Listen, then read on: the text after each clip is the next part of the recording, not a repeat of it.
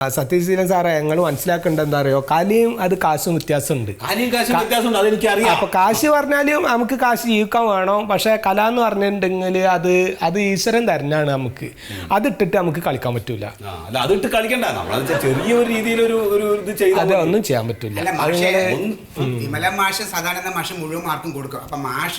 അല്ല, അത് നിങ്ങൾ അവരെന്നെ പോയി കണ്ടോളി. എന്നാല് അല്ല, അത് നടക്കുള്ളൂ. അല്ല, അത് എന്നെ കണ്ടിട്ട് കാര്യമില്ല. ഞാൻ അത് ചെയ്യൂല.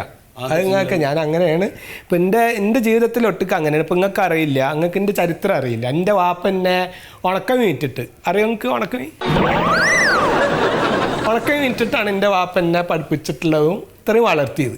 അപ്പം ഞാൻ അതിൻ്റെ സങ്കടം പറയല്ല.